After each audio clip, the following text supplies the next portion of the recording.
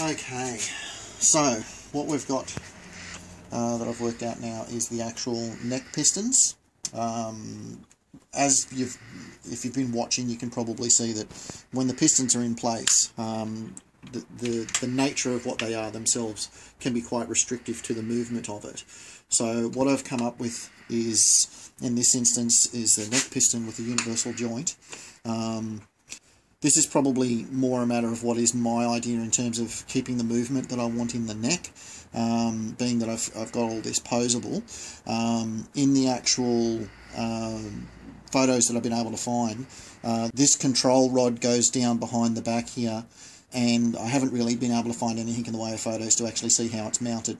There's a few examples where it sort of goes down and then comes off on an L piece. I've used that L piece idea, but I've done it directly on the, one of the spinal pieces. That is a piece that actually has movement in it itself. Now the idea behind that is that I want the head to be able to look up and down and being able to be positioned where I want it to in relation to where I want it to sit or look. So I needed that movement to actually be maintained to match the movement that I've actually got there in the spine.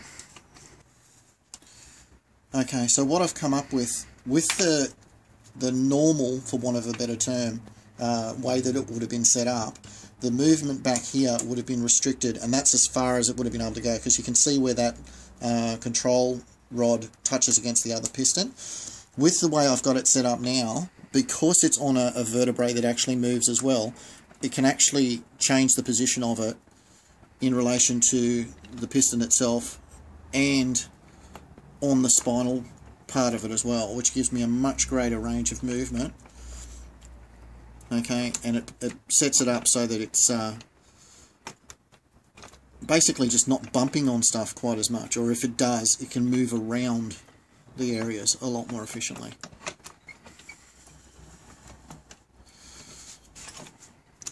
The little pin that you can see here down the bottom here, that's actually on the wrong side there at the moment, it should be around there.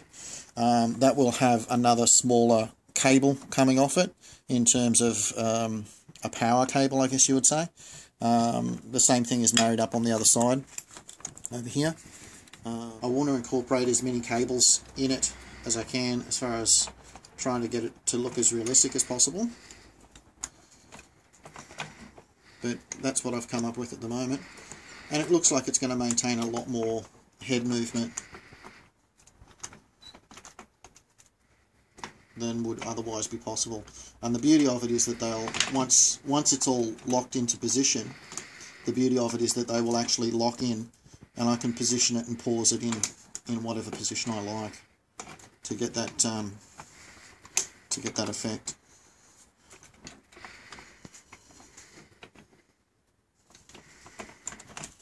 So I'm quite happy with the way that's come out, and obviously it needs to be disassembled and all cleaned up and everything else, but the movement is nice and clean, and it certainly gives me the type of effect that I'm looking for.